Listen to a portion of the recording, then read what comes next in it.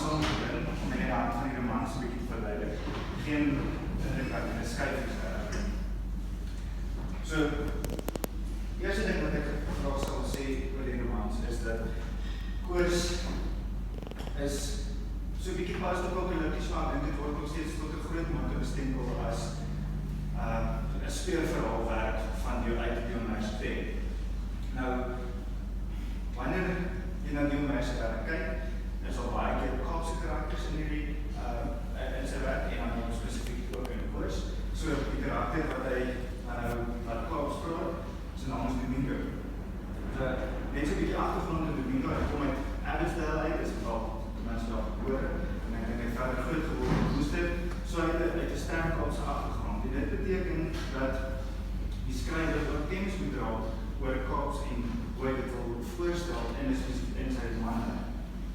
En om agtergrond te gee dan oor Koorwisseling en Kaaps, so daar is 'n bietjie van 'n diachroniese benadering wat ek nou geneem het, is om te kyk hoe Kaaps ontwikkel en wat die invloed dan uiteindelik was op Afrikaans en hoe Kaaps voortvloei vanuit Afrikaans.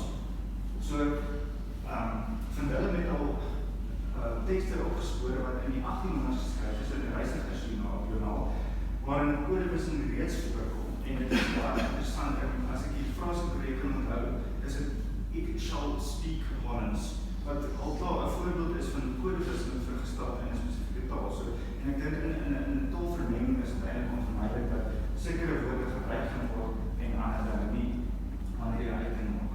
So, verskoon maar as ek al sommige Engelse woorde in Afrikaans gebruik. So, van daar af het ek ook nou probeer om Koorwisseling teorie saam te vat en te kyk wat sê dit spesifiek oor hoe Koorwisseling oor algemeen verskyn. Een van die groot bronne waar ek geslag gemaak het is meneer Scotton. Sy het dan nou geklassifiseer tussen intersyntacties en intrasyntacties.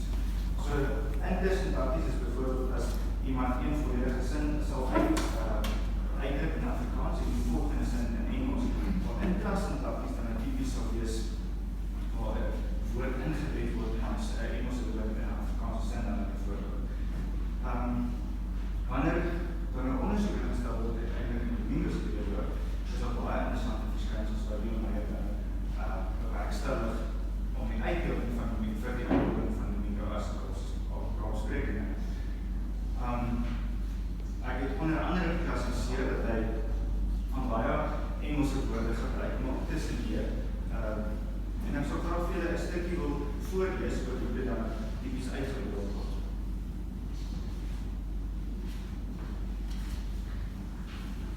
So, eerstens, die Storm is die narrator, die verteller in Koors.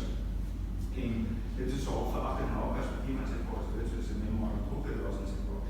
En hy sê, dit is dan as die paar wat aan die woord is, blyk dit daar, vra paar met groot verlange in sy stem. Antwoord Domingo in die volgende. Sleg, ander kan losen word, dit word toeskief of pas, dit die uitgebrande lories, die visse en die krabbe die hele platform. Jy kan nie daardeur, charred bodies, it's pretty gruesome. En daar's 'n handpainted signs wat sê, danger, radiation, go through and die. Die verder is wat, dit lyk toxic. Ek kan maar net dink, die Kaap self lyk. So, ek dink dit illustreer mooi oor, want ons twee voorbeelde ook daarin, oor die manier hoe hy intersyntacties, maar ook intrasyntacties gebruik. En vanuit hierdie wil ek graag gaan weer die Engelse verstaan lees, maar dis my argument wat ek aanvoer, is hoe vergelyk die Afrikaans dan met die Engels en hoe word die spesifieke karakter uitgebeeld. So weer eens Paul wat aan die woord is. Paul Simon, en he asked, "Where are you from?" Sorry, we need to differ. But all of things they asked Paul. With great longing in his words, that beyond Rawsonville, just before the Koordskloof Pass, the burned up trucks and buses and cars are blocking the road. You can't get through. Charred bodies, it's pretty gruesome. And there are hand-painted signs saying danger, radiation, go through and die. The mountains are black, it looks toxic. I can only imagine what the tape itself looks like. Soos wat julle kan sien was die gedeeltes wat intersyntacties dan vertaal is, eintlik baie soortig, soortig oorvertaal van die Afrikaans en Engels, nie daar aanpassings gemaak. En ek dink dit is ook typies die styl is wat gebruik is wanneer van die Afrikaans vertaal word na Engels toe. Daar is wel ander interessante voorbeelde wat nou aanpassings gemaak is vanuit die Afrikaans en die Engels. So wanneer ek verder onderzoek gestel het, is daar ook morfologies ingebede rekseme wat dan in die Afrikaans verskyn.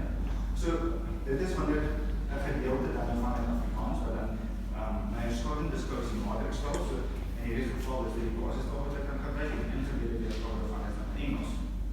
En woorde soos gelaik en geconvinced sal typies voorkom in sy taalgebruik, waaraan teenoor dit vertaal word met die gelyks van die Engels wat typies dan die verlede tydsvorm aanneem, convinced en like.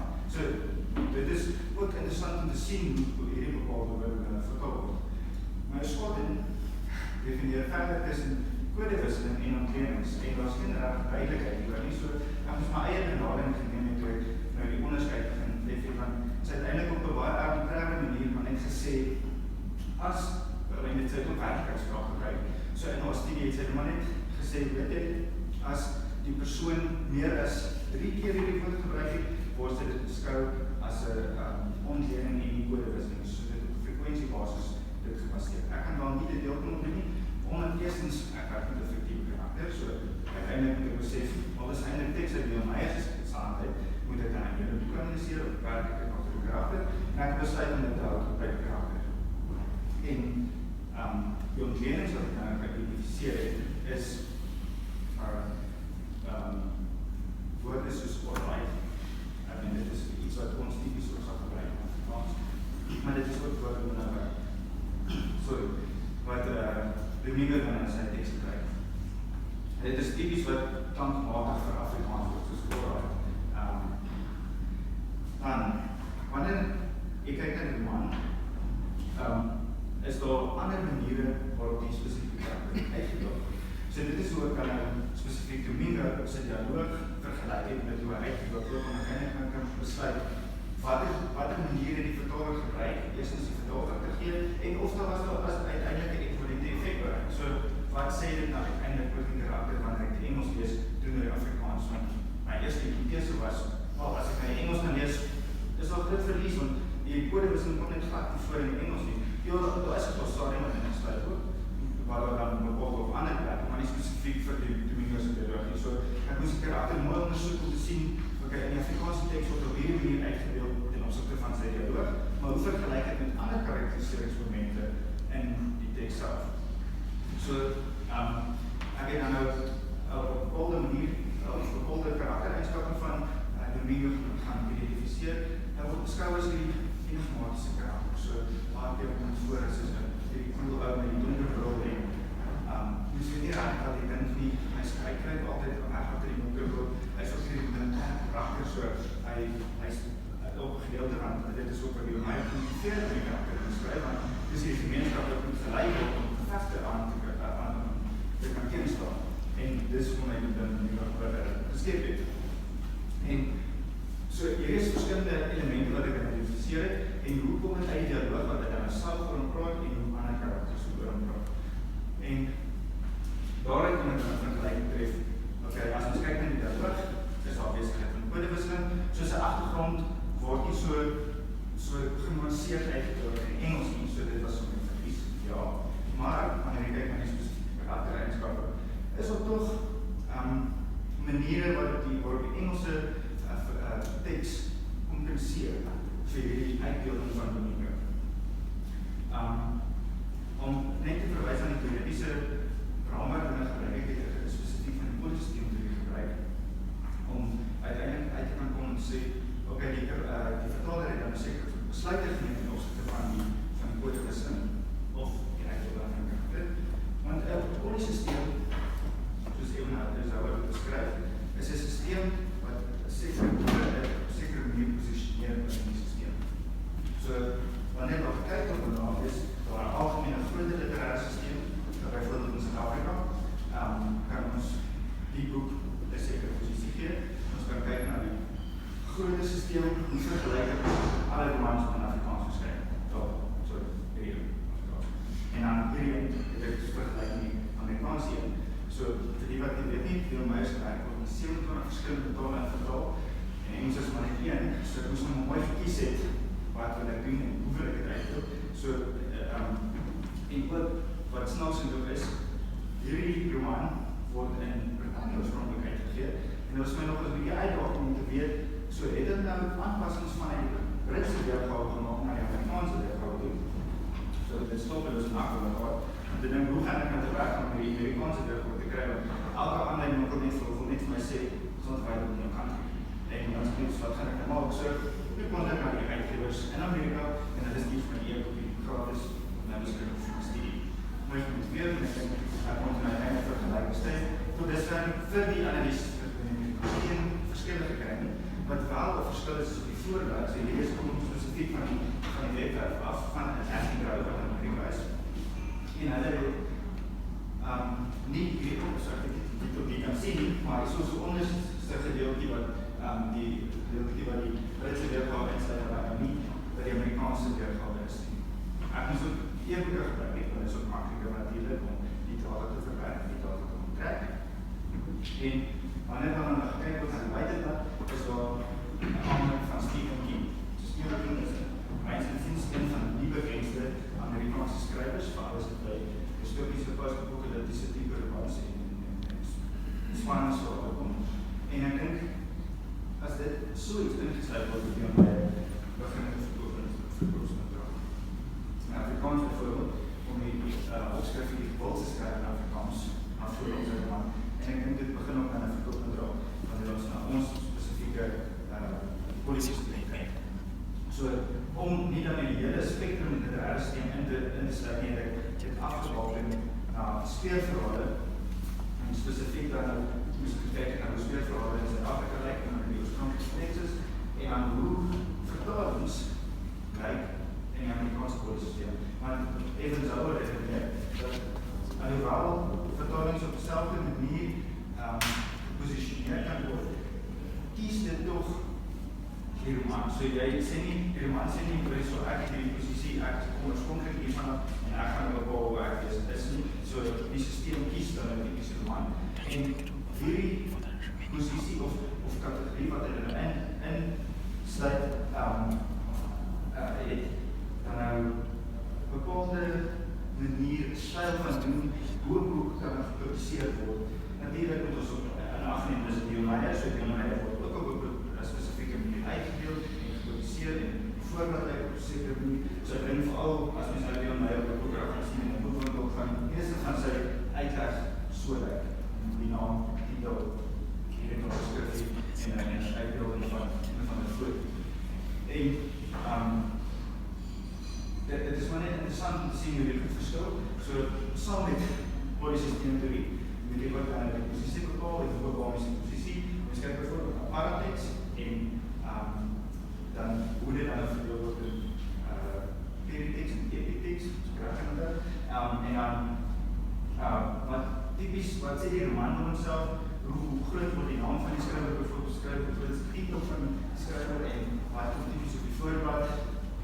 Dit is interessant dat die se aanmelding daar staan, omdat dit spesifiek bemark in die Amerikaanse weergawe, en dan ook kyk ons typisch na die kode van lyk, die uitleg van die boek lyk, en dan uiteindelik daarna wat is agter in die roman gesit, wat in die Engelse weergawe dan is, glossarium is, wat typisch ingereken sal word.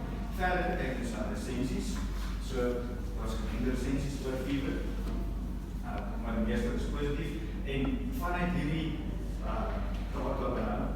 so kan het ek bepaal dat Leon Meyers werk veral nie meer op die grens lê wanneer dit kom by speelverhale.